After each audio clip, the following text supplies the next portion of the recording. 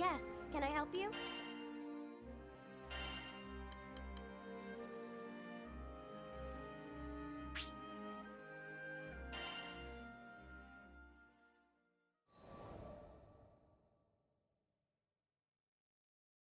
Skyfarers, we need your aid! Goblins! Goblins in Tempeal! We were at the dock in Folca, taking care of landing procedures, when a panicked old merchant rushed toward us. In between his wheezing, he explained that a shipment of relief supplies headed for Tempeal had been intercepted by monsters. Tempeal reminded me of Id and how he had totally beat our butts. It was embarrassing, yeah, but what's worse, it reminded me of losing Lyria. Tempeal, huh? Maybe this time around I can actually help out. That wasn't Vern's usual peppy tone. He was probably reliving those bad memories, just like me.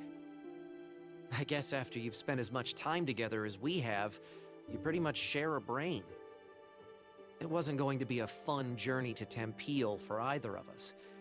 But we were Skyfarers, and desperate times called for brave faces. Anyway, goblins. Smart, fast. That meant we wouldn't have the luxury of time.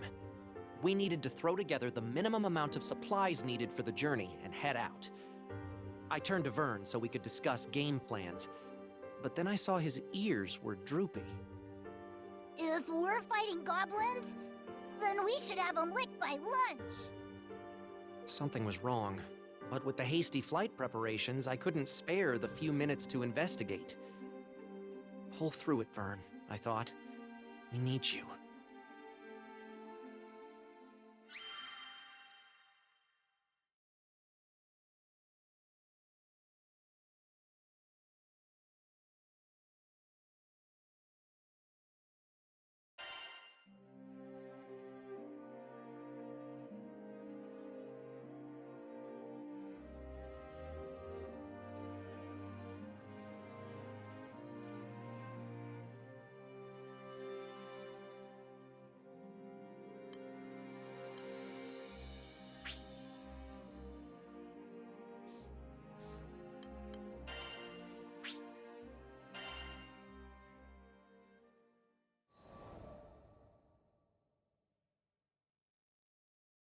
Piloting an airship ain't easy work, but whether it's plotting a windward course or conducting some routine maintenance, you can always count on experience and intuition. Ha! Just a little further! Finally, the Grand Cipher broke through the nebulous shadows and turbulent winds of the Grim Basin, and to greet us on the other end was our reward, the brilliant clear blue. It was a panoramic azure, dappled by silver-white clouds gleaming from the light of a new day. Always an exhilarating sight to behold. Judging by the cries of celebration starting to spread across the deck, I took it my crewmates would agree. Damn, who'd have ever thought a young dreamer from Port Breeze would make it all the way out to these skies? The Grand Cipher and I, we'd gone through thick and thin together. It's a long story, but it all started on that fateful day I met the captain. I haven't looked back since. Right then, landing maintenance. Fuel stores, full. Engine, all clear. We were ready to disembark into the unknown. What awaited us in the Zeka Grande Skydom? As uneasy as I was, I couldn't help but feel a teensy bit giddy with excitement.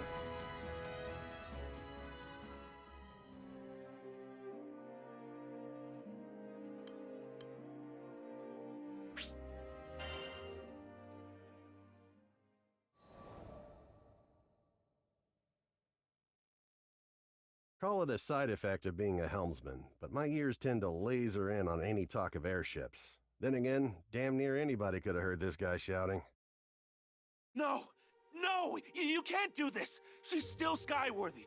She can still fly! The distraught man was making a scene outside. 3 seemingly unfazed onlookers surrounded him. Between all the belly aching, I pieced together the man's story. He was an engineer, was upset that an airship called the Nautilus was set to be decommissioned. His 3 friends, meanwhile, were telling him to see reason that an old ship like that would be more useful as scrap. Reminded me of the Port Breeze days, back when my own dreams seemed like unscalable walls. The 3 onlookers were a young helmsman, a young mechanic, and an older merchant. They presented a unified front against the engineer, countering each of his arguments threefold whenever he opened his mouth to protest. As much as I wanted to help the guy, the trio were speaking the truth.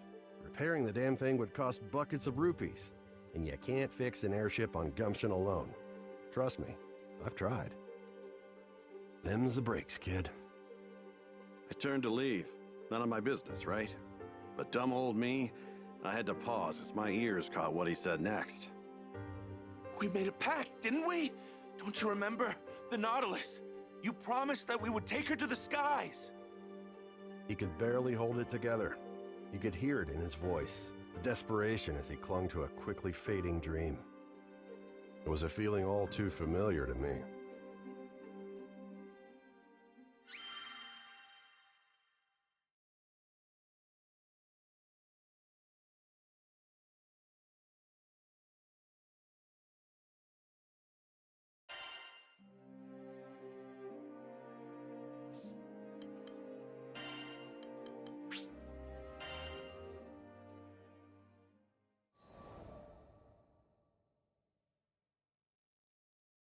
When Tempeal was hit by a devastating storm, refugees flocked to the safe haven of Fulka. We heard the news and docked on the island, which was buzzing with activity. It was clear. All hands were needed on deck as reconstruction efforts got underway. So we walked through the city, looking out for opportunities to help. That's when we saw a distressed young draft. We didn't know the details, but it was plain as day that something wasn't right. He was stumbling around, eyes unfocused, and staring into space. I couldn't shake the feeling that we shouldn't leave him on his own, so we ended up trailing him. We came to the edge of a cliff. Though the morning sun shone on our faces, a frigid wind blew down our backs. The draft just stood at the edge, staring at something only he could see. Hey, careful there! With a wind whipping around like this, you might lose your footing! The draft whirled around, taken off guard. After a while, he looked away, shrugging. Thanks for your concern. You look like you've got something on your mind. If you want a friendly ear, you've got him here. I guess I do. He smiled, though the expression didn't reach his eyes. The draft introduced himself as Karzeda. Back in Tempeal, he was a jeweler's apprentice. My childhood friend was caught up in that storm. I was in love with her. Could never get up the courage to tell her. And now it's too late. Karzeda bit down on his lip, as if he was trying to hold back his despair. He went on, telling us that he'd hit a slump in his apprenticeship. Nothing he did could gain his master's approval. His frustration boiled over, and he got into a rip-roaring fight with his friend. Hurt, she fled from the workshop. He didn't go after her. I wish I had, because that's the day the storm came. Karzeda's face twisted in agony. He made a mistake, and it ended up costing him someone dear. I could understand all too well.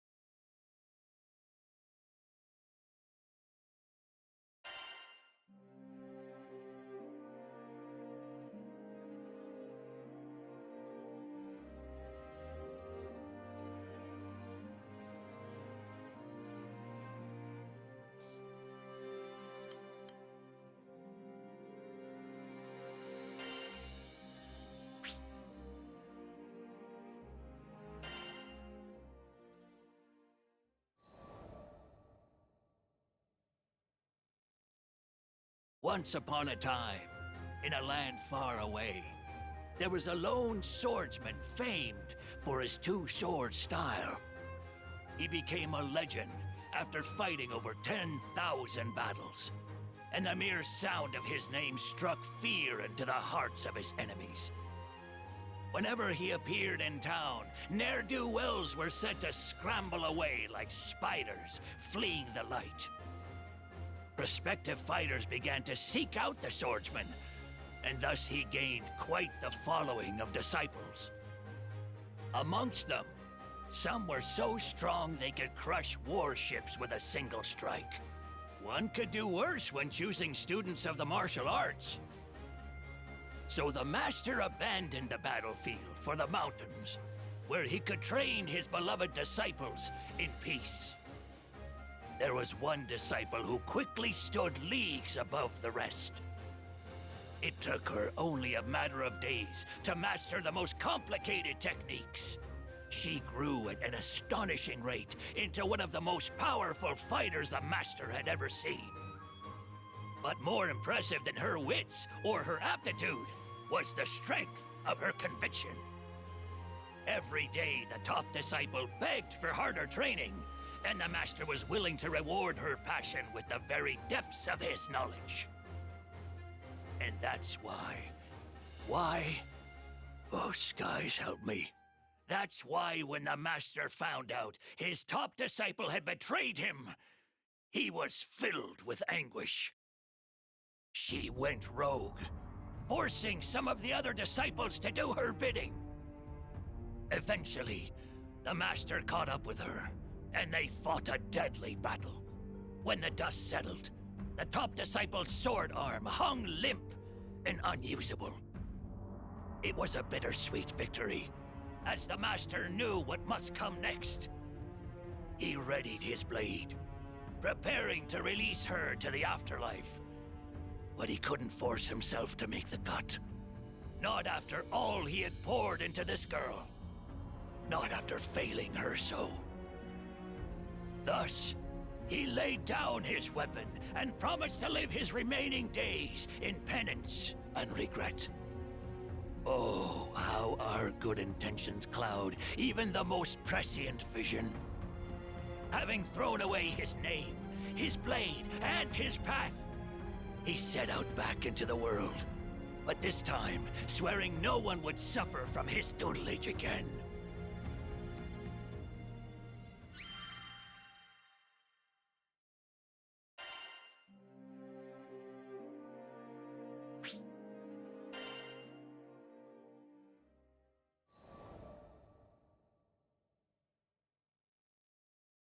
Time passed, and the swordsman found himself atop a different mountain, where he learned he had a knack for fishing. Suited him just fine. Bass for breakfast, salmon for supper, and naps in between. Yep, it suited him just fine. It was the quiet, healing life of a hermit. Sometimes, when he needed supplies, he would go down to the village and train the locals in a little sword work. That made his coin purse jingle again. But this peace wasn't to last for the swordsman. He discovered his top disciple was back to her wicked ways, and, sword in hand, he vowed to conclude her story for good. This was his true purpose for traveling with the crew, though the young captain never suspected the little Harvan fisherman was harboring such a dark secret.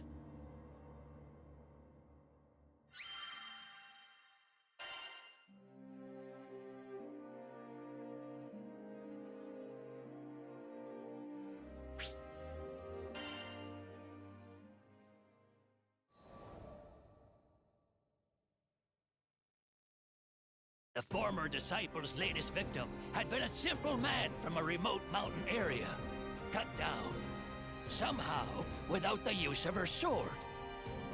A real shame that. One more innocent life lost before its time. The swordsman asked the crew to make haste to the village.